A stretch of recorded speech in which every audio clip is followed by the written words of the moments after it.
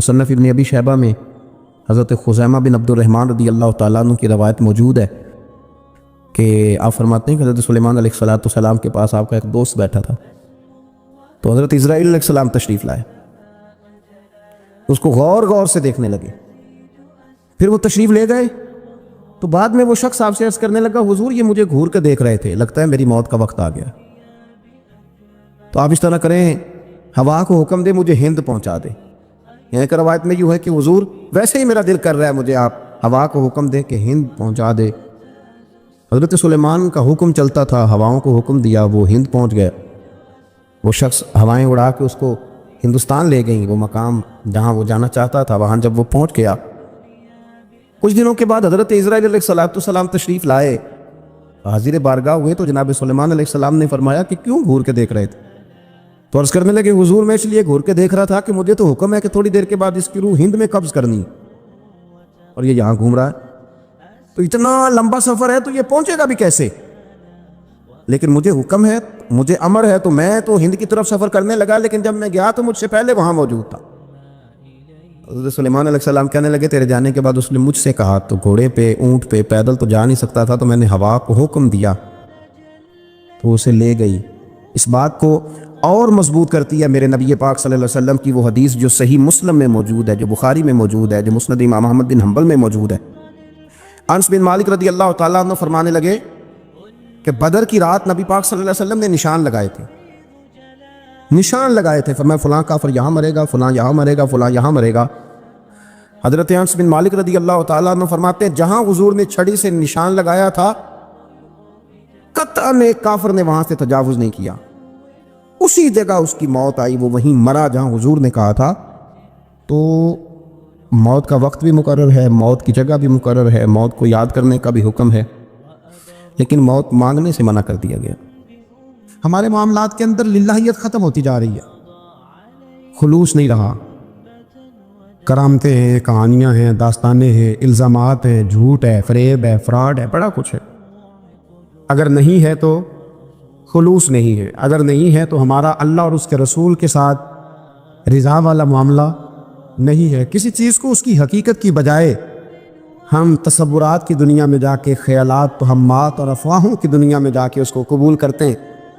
یاد رکھو جن لوگوں کی زندگیاں اللہ کی رضا کے لیے تھیں وہ لوگ بڑے اچھے تھے، بڑے خوش بخت تھے، بڑے خوش نصیب تھے، انہیں بدر کے میدان میں گردنیں کٹانے میں بھی بڑا ہی مزہ آیا تھا انہیں۔ اب دیکھیں نا احد کے میدان میں جانے دینے میں بھی انہیں بڑا مزہ آیا۔ جب آدمی میں خلوص ہوتا ہے تو اس کے لیے جان قربان کرنا بھی آسان ہو جاتا ہے، لیکن جب خلوص نہیں ہوتا پھر گفتگو ہوتی ہے، پھر باتیں ہوتی ہیں، پھر داستانیں ہوتی ہیں، پھر کہانیاں ہوتی ہیں، پھر لب و لہجہ ہوتا ہے، پھر منصوبہ سازی ہوتی ہے، پھر ہیلے بہانے، پھر سغرے کبرے جوڑ کے لوگ کہانیاں اور داستانیں بناتے ہیں۔ خلوص اور للہیت کے ساتھ اللہ کی بارگاہ میں جھکے، عبادتوں کا، ریاضتوں کا، تلاوتوں کا جتنا اللہ ہمیں موقع دیتا ہے اس میں خلوص شامل کرنے کی کوشش کریں، للہیت شامل کرنے کی کوشش کریں، اللہ کی رضا شامل کرنے کی کوشش کریں۔ ہمارے آج کل کے جتنے امور ہیں ان امور کے اندر دنیا داری غلبہ کرتی چلی جا رہی، ہر کام میں دنیا داری کی آمیزش ہو جاتی ہے، نہ چاہتے ہوئے بھی، نہ ارادہ کرتے ہوئے بھی، بہت ساری جگہوں پہ، اور دنیا داری اتنی غالب ہو گئی ہے کہ دنیا ہی دنیا نظر آنے لگ گئی ہے، دنیا ہی دنیا، یعنی کوئی چیز کیمرے کی آنکھ سے چھپ نہیں پا رہی، کوئی بات ایسی نہیں جس پر لوگوں کی نظریں نہ ہو، کوشش کریں۔ اور عجیب بات یہ ہے کہ دنیا داری ہو، دولت ہو تو اس کو چھپا کے رکھا جاتا ہے، اور دین کی کوئی بات ہو اس کو نشر کرنا ضروری سمجھا جاتا ہے تاکہ لوگوں کو میرے تقوی اور میری پرہیزگاری کی خبر جلدی جلدی مل جائے۔ چھوڑے ریاکاریاں، چھوڑے تصنع، کوئی بھی کام کریں تو پہلے دل سے فتویٰ پوچھیں، پہلے اپنے آپ سے پوچھیں کہ یہ جو کام میں کر رہا ہوں، جس طرف میں جا رہا ہوں، یہ بات درست ہے کہ نہیں۔ پھر جب آپ سمجھ لیں کہ بات درست ہے پھر اس پر اور محنت کریں اور خلوص کا مظاہرہ کریں۔ تو یہ جو ہمارا مزاج ہے نا لوگوں کو دکھانے کا، بتانے کا، سنانے کا، شیخ ابو العباس مرسی فرماتے کہ مجھے کئی دفعہ محبوب کریم علیہ السلام کا دیدار نصیب ہوا، میرا اور حضور کا معاملہ تھا، پھر میں نے لوگوں کو بتانا شروع کر دیا۔ فرماتے ہیں پھر انہوں نے آنا چھوڑ دیا۔ اس لیے کہ کچھ باتیں ایسی ہوتی ہیں جو بتانے کی نہیں ہوتی، لیکن کچھ بندوں کو بشارتیں ہوتی بڑی ہیں، وہ ان بیچاروں کو بد ہضمی ہو جاتی، وہ بتائیں نا جب تک 20 لوگوں کو، تب تک ان کی وہ بد ہضمی ختم ہے۔ حالانکہ ہر چیز بتانے کی، دکھانے کی، سنانے کی، ہر چیز کی وضاحت دینے کی نہیں ہوتی، ہر چیز ایسی نہیں ہوتی۔ حضرت ابو ہریرہ جیسے لوگ فرمایا کرتے تھے علم کی 2 تھیلیاں، ایک کھولی ہے، دوسری کھولو تو مجھے قتل کر دو۔ ہر چیز کو بتانے سمجھانے کی ہوتی ہے۔ تو خلوص دیکھے کتنا ہے اس میں، للہیت کتنی ہے، اللہ کی رضا کتنی۔ میرے نبی رحمت صلی اللہ تعالی علیہ وسلم نا حضرت معاذ بن جبل کو جب یمن کے لیے روانہ کرنے لگے تو رسول پاک علیہ السلام نے بڑی نصیحتیں فرمائیں۔ ان نصیحتوں میں درد بڑا تھا، کیوں؟ اس لیے کہ حضور نے انہیں بتلایا تھا کہ جب تم واپس آؤ گے تو میری تمہاری ملاقات نہیں ہوگی، تم میری خبر سے گزرو گے، ملاقات نہیں ہوگی۔ تو وہ جو نصیحتیں تھیں نا اس موقع پر، جب آپ گویا کسی سے آخری ملاقات کر رہے ہوتے، ان نصیحتوں کے اندر جو حسن ہوتا ہے، کمال ہوتا ہے، وہ تو جاتے جاتے کی بات، لے سجنا سا توڑ نبھائی تو جان ہی دیتی راہ تیرے، وہ جو جاتے جاتے کی گفتگو ہوتی ہے، وہ جو انداز ہوتا ہے، بڑا کمال ہوتا ہے، اور اس کی گہرائی اور گہرائی کو وہ سمجھ سکتا ہے جس کو وہ لمحے میسر آتے، جو اس وقت اس مقام پہ کھڑا ہوتا ہے۔ حضرت معاذ بن جبل رضی اللہ تعالیٰ عنہ تڑپ کے روئے، کہا حضور کیا فرما رہے ہیں؟ حضور کوئی خاص نصیحت تو نبی پاک نے بڑا کچھ فرمایا، ایک جملہ حضور نے یہ کہا، معاذ عمل جتنا بھی کرنا خلوص کے ساتھ کرنا۔ اور محبوب نے فرمایا تیرا خلوص کے ساتھ کیا ہوا تھوڑا عمل بھی رب کی بارگاہ میں زیادہ بنا کے تیرے لیے ذریعہ نجات بن جائے گا۔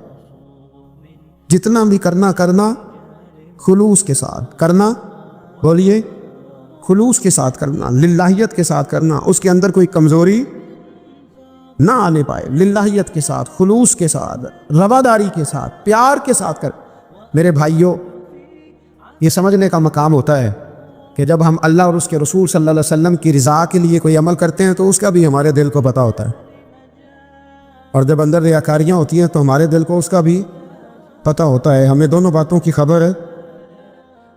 اب ہمیں خود سوچنا ہے، ہمیں خود فکر کرنی ہے، غور کرنا ہے کہ ہمارا انداز۔ ایک بزرگ تھے امام غزالی نے لکھا ہے، انہوں نے 7 سال پورے 5 نمازیں جماعت کے ساتھ پڑھی اور پہلی صف میں تکبیر اولیٰ کے ساتھ پڑھی۔ 7 دن نہیں پوری پڑھی جاتی 5 نمازیں پہلی صف میں پہلی تکبیر کے ساتھ۔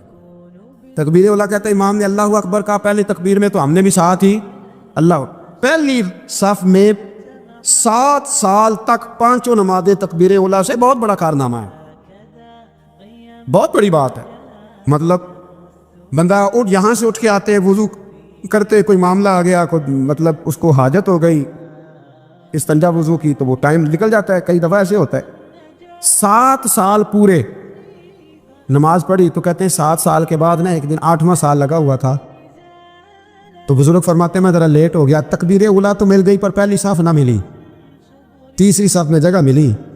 بزرگوں کے تقوی دیکھیے گا، فرماتے تیسری صف میں میں نے نماز پڑھی تو میرے دل کے اندر خیال آیا یار لوگ کیا سوچیں گے کہ اتنا اچھا اس کا ریکارڈ تھا، پہلی صف میں یہ نماز پڑھتا تھا تو آج تیسری صف میں لوگ کیا سوچیں گے۔ فرماتے ہیں جب یہ لفظ زبان پہ آیا تو میرا ضمیر بول پڑا، جب یہ سوچ دل میں آئی تو میرا اندر تڑپ اٹھا، چھم چھم میرے آنسو نکلنے لگے، میں رویا۔ اور فرماتے ہیں لوگ چلے گئے اور میں نفل پڑھتا روتا رہا۔ میں نے کہا اللہ مجھے یوں لگتا ہے وہ 7 سال تک پہلی صف میں جو نمازیں پڑھتا رہا وہ تو لوگوں کو دکھانے کے لیے پڑھتا رہا۔ فرماتے میں نے 7 سال کی نمازیں قضا پڑھی، قضا نمازیں پڑھی، اس لیے کہ مجھے سمجھ آئی کہ وہ نماز اللہ کی رضا کے لیے نہیں تھی، وہ تو بندوں کو ریکارڈ بنانے کے لیے تھی۔ میں نے وہ 7 سال کی نمازیں قضا پڑھی، اور فرماتے ہیں اب دوبارہ سے جب میں جاتا ہوں تو پھر میں اپنے دل پہ غور کرتا ہوں کہ پہلی صف تکبیر اولیٰ پر یہ بتا نیت کیا ہے، یہ بتا کہ تیرا ارادہ کیا ہے۔ شیخ سعدی فرمایا کرتے تھے تیرے وجود کا قبلہ تو سیدھا ہے، دل کے قبلے کی بھی بات بتا۔ حضرت موسیٰ کلیم اللہ علیہ نبینا علیہ الصلوۃ والسلام پر اللہ کریم نے وہی فرمائی کہ اے موسیٰ، اے میرے کلیم، میرے لیے بھی کوئی کام کیا ہے؟ عرض کی اللہ میں نے نمازیں پڑھی، روزے رکھے، تبلیغ کی۔ فرمایا وہ تو آپ کی ذمہ داریاں تھیں، وہ تو آپ نے اپنے لیے کیا، میرے لیے بھی کچھ کیا ہے؟ رب کریم نے پوچھا موسیٰ میرے لیے بھی کچھ کیا ہے؟ عرض کی اللہ یہ سارا کچھ فرمایا مالک تیرے لیے کیا. کہا یہ تو آپ نے اپنے لیے کیا, آپ کی ذمہ داریوں میں شامل تھا. مالک تیرے لیے کیا ہے؟ فرمایا کسی بندے سے محبت کی ہے کہ یہ اللہ کا بندہ ہے, کسی بندے سے محبت کی ہے کہ یہ اللہ کا بندہ ہے, یا کسی کے ساتھ تمہاری صرف اس لیے ناراضگی ہو کہ یہ اللہ کا نافرمان ہے, اللہ رسول کا دشمن ہے, معاذ اللہ بے ادب ہے. میرے بھائی سمجھ لے اچھی طرح اور اپنے دل کے کونے میں یہ بات بٹھا لے کہ زندگی میں جو کام کریں وہ اللہ کی رضا کے لیے. چھوٹا سا بھی خیر کا کام. میرے رسول کریم علیہ السلام کا جو سب سے پہلا فرمان ہے نا بخاری میں, وہ یہ ہے کہ انما الاعمال بالنیات. تیرے عمل کا دار و مدار تیری نیت پر ہے, تیرے ارادے پر ہے. بنیاد تمہاری نیت ہے. بنیاد یہ ہے کہ تمہارا اندر سے اس کام کے لیے ذوق کیا ہے, شوق کیا. اگر وہ بنیاد مضبوط ہے تو پھر عمل کی جو آپ چھت ڈالیں گے وہ ساری چھت بھی مضبوط ہے. لیکن اگر ارادے کچے ہیں, کمزور ہیں, سازشیں ہیں, رنجشیں ہیں, اندر معاملات گڑبڑ ہیں, تو پھر کبھی دیواریں مضبوط ہو سکتی. نیتیں اچھی کریں. بڑی سادی مثال, بڑی صاف ستھری, مولا کائنات شیر خدا حضرت علی المرتضیٰ کرم اللہ تعالی وجہ الکریم نا, آپ ایک جگہ جنگ لڑنے کے لیے گئے, جہاد ہو رہا ہے. عرب کے جو لوگ ہوتے تھے وہ دشمن کو سزا بڑی سخت دیتے تھے. بعض لوگ مطالبہ بھی کرتے ہیں نا سخت سزا کا. ہمارا سرائکی کا ایک شاعر ہے, وہ کہا کرتا ہے دے تنگ ہے ساری زندگی تو تے دے سخت سزا تیری جان چھوٹے. ساکو مار نہ شاکر قسطاں وچ یک لخت مکھا تیری جان چھوٹے. عرب کے لوگ نا سخت سزا دیتے تھے, سخت. وہ اذیت دیتے, کبھی انگلی کاٹ دیتے, کبھی ہاتھ کاٹ دیتے. مختار سقفی نے جب امام علی مقام رضی اللہ تعالیٰ عنہ کے قاتلوں کو قتل کیا تو زیادہ تر کی گردنیں نہیں کاٹی تھی, بلکہ اس نے ہاتھ پیر کاٹ کے لوگوں کو جنگلوں میں پھینک دیا تھا. تڑپ تڑپ کے لوگ مر گئے. اسلام اس اذیت کا قائل ہے. اہل عرب اذیت دیتے تھے, بلکہ دشمن جب نڈھال ہو کے گر جاتا تھا نا تو اس پر گھوڑے دوڑا دیتے تھے. گھوڑے دوڑ جاتے تھے اس پر, لاشیں مسک کر دیتے, ناک کان آنکھیں نکال ڈالتے تھے, ٹکڑے کرتے تھے وجود کے, اذیت دیتے تھے. تو جب کوئی آدمی کسی کے نرغے میں آ جاتا تھا نا, قابو میں آتا تھا, تو اس کی خواہش ہوتی تھی کہ میں مارنے والے کو غصہ دلاؤں تاکہ مجھے جلدی مار دے, اذیت نہ دے, تکلیف نہ دے, مجھے جلدی مار ڈالے, جلدی قتل کر ڈالے. یہ ان کا مزاج ہوتا تھا, رویہ ہوتا تھا. حضرت مولا علی شیر خدا کرم اللہ تعالی وجہ الکریم دشمن پر غالب آ گئے. جب غالب ہوئے تو اس نے معاذ اللہ حضرت علی پر تھوک دیا. کافر تھا, اس کا ارادہ یہ تھا کہ میں حضرت علی کو غصہ دلاتا ہوں تاکہ یہ مجھے جلدی مار دے. لیکن اسے نہیں پتا تھا یہ علی ہے. اسے نہیں خبر تھی کہ یہ جو خمیر ہے نا, ان کی تربیت مدینے والے محبوب نے فرمائی ہے. یہاں جو چمک دمک ہے اس کا رنگ ساری دنیا سے نرالا ہے, انوکھا ہے, شاندار ہے, وزادار ہے, کمال ہے. کہا حضرت علی پر معاذ اللہ میں یہ کام کرتا ہوں تاکہ وہ جلدی قتل کر دیں گے. لیکن جب اس نے مولا علی کی طرف یہ نازیبا حرکت کی تو حضرت علی نہ تلوار چھوڑ کے پیچھے ہٹ گئے. توجہ کرنا, رزلٹ دیکھنا. مولا علی پیچھے ہٹ گئے اور فرمانے لگے جا تو آزاد ہے. وہ کہنے لگا میں آزاد ہوں, کس طرح, کیسے؟ تو حضرت علی فرمانے لگے میرا تیرا ذاتی جھگڑا تو کوئی نہیں نا, نہ تو نے میری زمین پہ قبضہ کیا, نہ میرا مال لوٹا, نہ میری عزت پر ہاتھ ڈالا. میرا تیرا جھگڑا اللہ کی رضا کے لیے, خالص اس لیے کہ تو اللہ کی نافرمانی کر رہا, خالصتاً اس لیے تیرا اور میرا یہ جھگڑا ہے. باقی جہاں تک تعلق اس بات کا ہے کہ اب تو نے میری ذات شامل کر دی, اب تو نے مجھے تکلیف دے دی, اب تو نے مجھے اذیت میں مبتلا کر دیا. تو حضرت مولا علی شیر خدا فرمانے لگے اب ذات آ گئی ہے میری بیچ میں, اب میری ذات بیچ میں آ گئی. اب اگر میں تجھے قتل کروں گا تو لگے گا میں نے اپنے ذاتی غصے میں قتل کیا. لہٰذا اب معاملہ یہ ہے کہ میں تجھے آزاد کرتا ہوں, اب تو چھٹی کر سکتا ہے, جا سکتا ہے, دوبارہ کبھی میرے ہاتھ آئے گی تو دیکھی جائے گی. مولا کائنات نے اسے چھوڑ دیا, لیکن وہ حضرت علی کا غلام بن گیا. وہ غلام بن گیا، کہنے لگا علی اب سمجھ آئی ہے کہ دین کتنا شاندار ہے، دین کتنا اعلیٰ ہے، دین کی قدریں کتنی پاکیزہ اور کتنی حسین ہیں اور کتنا منور ہے محبوب کریم کا دین، آپ مجھے کلمہ ہی پڑھا دیں۔ گویا جو بندہ تلوار سے فتح نہ ہو سکا وہ مولا علی کے خلوص سے فتح ہو گیا، حضرت علی کے خلوص سے، للہیت سے، اللہ کے ساتھ جو ان کا رشتہ تھا اس رشتے کی برکت سے وہ آدمی فتح ہو گیا۔ اللہ کے بارے میں ہمیشہ اچھا گمان رکھنا واجب، رب میرے ساتھ رحمت والا معاملہ کرے، اچھی سوچیں رکھنا ہی ضروری ہے اللہ کے بارے میں۔ یعنی معاذ اللہ وہ جو دلوں میں بعض اوقات وسوسے آتے کہ اس کو اتنا مل گیا تو مجھے نہیں ملا، وہ جو شیطان اس قدر زیادہ وسوسہ انگیزی کرتا ہے، تو یاد رکھیں رب کے بارے میں ہمیشہ اچھا گمان رکھنا ضروری، اور جو نیک اور صالح مومن ہو اس کے ساتھ اچھا گمان رکھنا مستحب ہے، آپ کو اجر ملے گا اچھا گمان رکھنا۔ اور کچھ گمان حرام بھی ہیں، جیسے اللہ تعالیٰ کے ساتھ معاذ اللہ کسی نے برا گمان رکھا، نیک مومن کے بارے میں کسی نے برا گمان رکھا، بری سوچ رکھی، تو یہ حرام ہے۔ ہاں کچھ لوگ ایسے ہیں جن کے بارے میں صرف اتنا کہا گیا کہ ان کے بارے میں تمہارے ذہن میں اگر کوئی بری سوچ آتی ہے تو وہ ٹھیک ہے، لیکن تشہیر اس کی بھی نہ کرنا۔ ایک بندہ اعلانیہ گناہ کرتا ہے، اعلانیہ، تو آپ کے دل میں اگر یہ بات آ جاتی ہے کہ یار اس نے کیوں معاذ اللہ شراب خانے سے یہ نکلا، اس نے کیوں رشوت لی، آپ اس کے بارے میں اگر یہ گمان کرتے ہیں تو یہ گمان جائز ہے، لیکن اس کو بھی آپ تبلیغ کریں گے۔ ہاں اگر کسی کو بتانا ہے تو صرف اس شخص کو بتا سکتے ہیں کہ جس کو آپ اس کے شر سے بچانا چاہتے ہیں، کہ اگر یہ اس کے قریب جائے گا تو اس کے شر کا شکار ہو جائے۔ باقی لوگوں کے ساتھ اچھا گمان رکھنا، رویوں کو ہمیشہ مثبت رکھنا، مثبت۔ نبی پاک صلی اللہ تعالیٰ علیہ وسلم نے نا ہمیشہ اپنا رویہ جو ہم تک پہنچایا، جو کریم محبوب علیہ السلام نے ہمیں تبلیغ فرمائی، تو حضور کا رویہ بڑا مثبت ہوتا تھا، بڑا مثبت رویہ۔ میدان احد کے اندر کفار معاذ اللہ ٹوٹ پڑے حضور علیہ السلام پر حملہ کرنے کے لیے، بڑی تکلیف پہنچائی، حضور کے مقدس وجود سے خون بھی نکلا، حضور کے محبوب ترین چچا کو شہید بھی کیا، جو ان سے بن پڑتے تھے وہ ظلم کیے، لیکن جب عرض کیا گیا نا یا رسول اللہ صلی اللہ علیہ وسلم دعا کر دیں یہ تباہ ہو جائے، تو حضور نے ہاتھ اٹھایا، اللہم اہد قومی فإنہم لا یعلمون۔ آپ کبھی اس دعا میں جو حضور کا رویہ ہے اس پر کبھی آپ غور کر لیں تو زندگی یوں محسوس ہوتا ہے کہ آسان کر دی گئی، یوں لگتا ہے کہ ہمارے دل اگر اس مزاج کو سمجھ جائیں تو یہ دل نہیں رہیں کہ دل دریا بن جائے، یہ وسعت اختیار کر جائے۔ رسول کائنات صلی اللہ تعالیٰ علیہ وسلم نے دعا کیا کی؟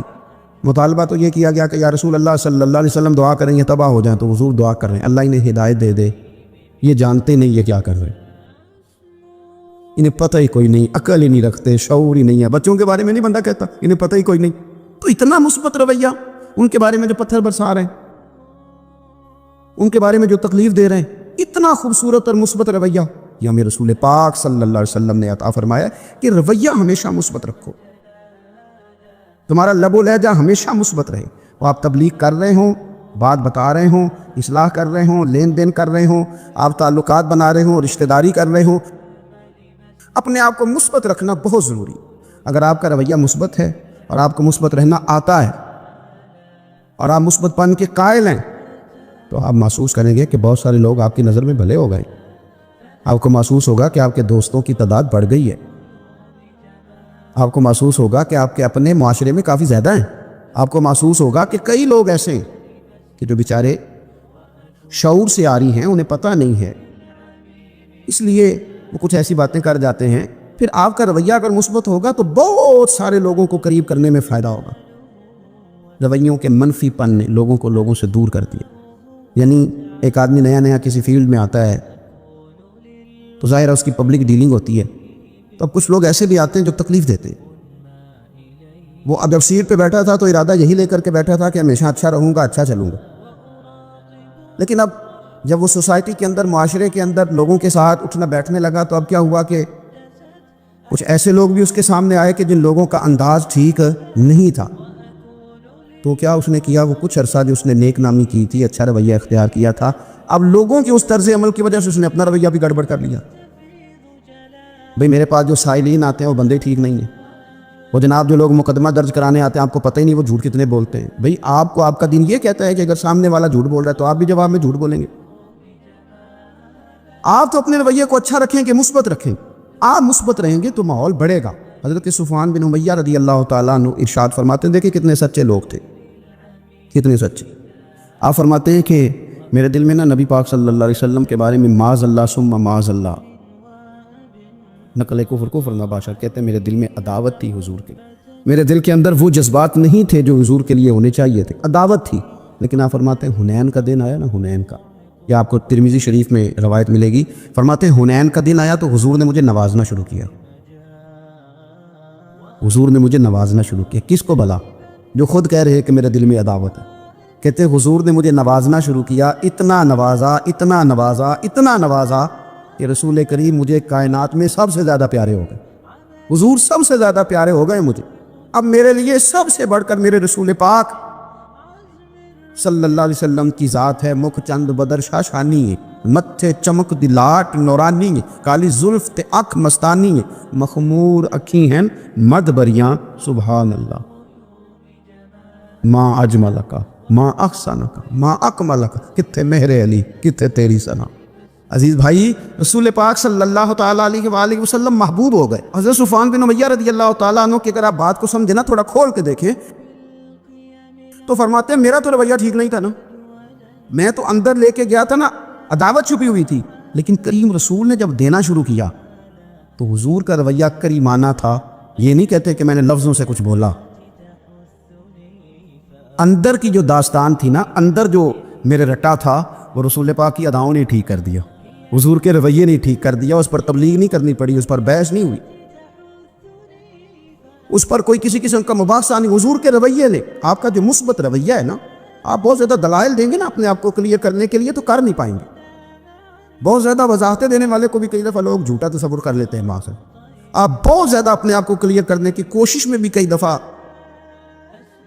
لوگوں کے ہاں نظروں سے گر جاتے ہیں، لیکن اگر آپ کا رویہ ٹھیک ہو، رویہ مثبت ہو، تو خود بخود بہت ساری چیزیں نکھر کر کے سامنے آ جاتی ہیں۔ اس لیے رویے کا صاف ستھرا اور میٹھا ہونا اور مثبت ہونا یہ بڑا ضروری ہے۔ ہمارے بزرگان دین کا، صوفیہ کرام کا جو انداز تھا نا، وہ یہ تھا کہ انہوں نے نا اپنے آپ کو مسلمانوں کے حق میں، غیروں کے حق میں، انہوں نے تبلیغ والا تو بنایا تھا لیکن نفرت والا نہیں بنایا تھا۔ ہاں، ایسے کافر سے جو متشدد ہو، اور ایسا کافر جو ڈٹ جائے، بات ماننے کو تیار نہ ہو، اللہ رسول کی رضا کے لیے اپنے دل کے اندر اس کے لیے دعوت رکھنا بھی دین ہے۔ من احب للہ و ابغض للہ، حضور نے فرمایا کہ اللہ کے لیے محبت رکھو، اللہ کے لیے بغض رکھو، وہ اپنی جگہ بجا ہے۔ لیکن ایسے لوگ جن کو آپ دین کی طرف لا رہے ہوں، آپ کو محسوس ہوتا ہو کہ میں نے ان کو خیر کی دعوت دینی ہے، تو وہاں اگر آپ کا رویہ ان کی تلخ باتوں کے مقابلے میں میٹھا ہو جائے تو لوگ جلدی سے دین کے قریب آ جاتے ہیں، آسانی محسوس کرتے ہیں۔ حضرت مالک بن دینار رحمۃ اللہ تعالیٰ علیہ بڑے لوگوں میں سے ہیں، اللہ تبارک و تعالیٰ نے بڑے درجات عطا فرمائے، اہل طریقت میں، اہل تصوف میں، اہل علم و عرفان میں بڑا نام رکھتے ہیں۔ ایک یہودی کے ہمسائے تھے، شاہ فرید الدین عطار رحمۃ اللہ علیہ نے تذکرۃ الاولیاء میں لکھا ہے۔ اب کبھی کیفیت دیکھیں سامنے والے کے رویے کی اور ان کے رویے کی۔ ایک یہودی کے ہمسائے تھے، وہ یہودی کیا کرتا کہ اس نے نا وہ جو پرنالہ تھا نا حضرت مالک بن دینار رحمۃ اللہ علیہ کا، اس میں وہ اپنے گھر کا سارا کچرا ڈال دیتا، ساری گندگی ڈال دیتا، بول و براز ڈال دیتا، خانہ و پیشاب ڈال دیتا۔ اب یہ کتنی مطلب یہ کہ تلخ بات ہے، اور کتنی انسانی طبیعت پر یہ بات گراں گزرتی، کتنا یہ سخت مسئلہ ہے۔ حضرت اس کے ہمسائے تھے، وہ روز یہ کام کرتا کہ آپ کے پرنالے سے نا وہ روزانہ گندگی پھینکتا۔ اس نے حد کر دی تنگ کرنے کی، یہ اس کا رویہ تھا نا۔ اب جب اس نے پوری شرارت کر لی اور جس قدر اس کے پاس تیل تھا آگ جلانے کو، اس نے سارا ہی ڈال لیا، جو بن سکتا تھا اس نے کر لیا۔ اب تنگ آ گیا نا، جب کہ یار یہ تو بولتے ہی نہیں۔ تو مالک بن دینار رحمۃ اللہ علیہ سے ملا اور ملاقات کر کے کہنے لگا، وہ آپ کے ہاں روز کچرا جاتا ہے تو آپ نے کبھی کچھ کہا نہیں؟ فرمانے لگے کہنا کیا ہے، تم پڑوسی ہو، پڑوسیوں کے حقوق ہوتے ہیں۔ میں نے ایک جھاڑو رکھ دیا، ایک برتن رکھ دیا ہے، اور جب کچرا آتا ہے تو میں اٹھا کر کے باہر پھینک دیتا ہوں۔ ذیل بنا لیا ہے کہ یہ روز آئے گا اور روز میں نے پھینکنا ہے۔ اللہ اکبر۔ وہ شخص کہتا ہے کہ تقریر نہیں کر رہے تھے حضرت، خطاب نہیں کر رہے تھے، میری اور حضرت کی گفتگو ہو رہی تھی۔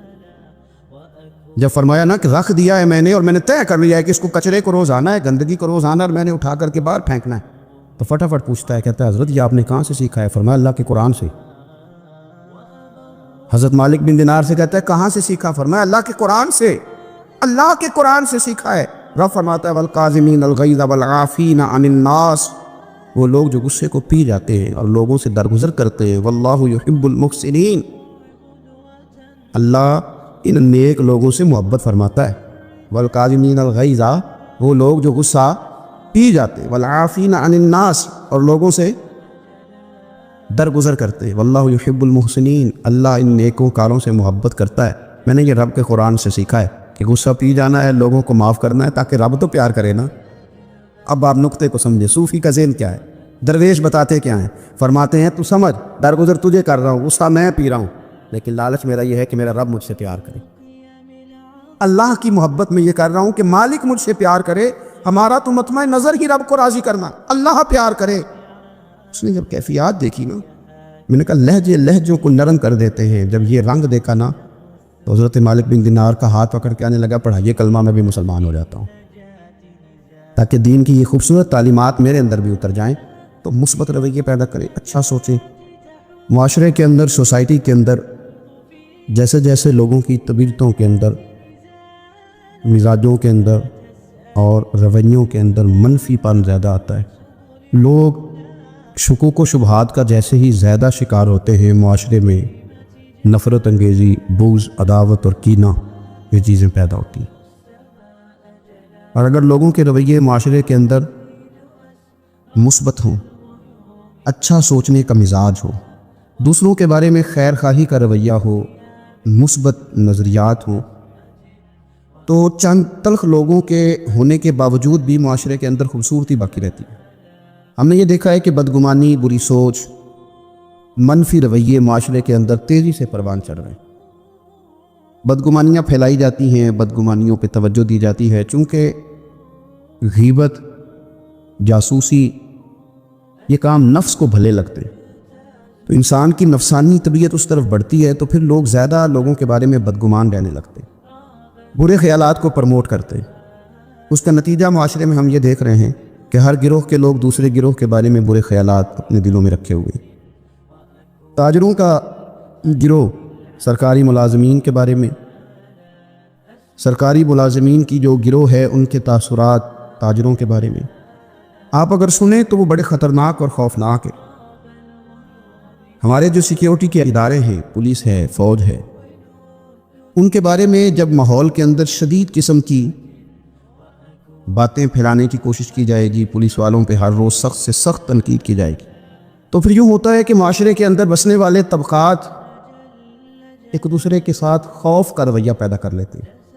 ہم نے ہر گروہ کے بارے میں چونکہ منفی چیزیں معاشرے کے اندر دی ہیں، تو وہ گروہ جو بڑے صاف ستھرے کہلانے چاہیے تھے اور جن کے بارے میں لوگوں کو اچھا گمان رکھنا چاہیے تھا، وہاں بھی لوگوں کا اچھا نہیں رہا۔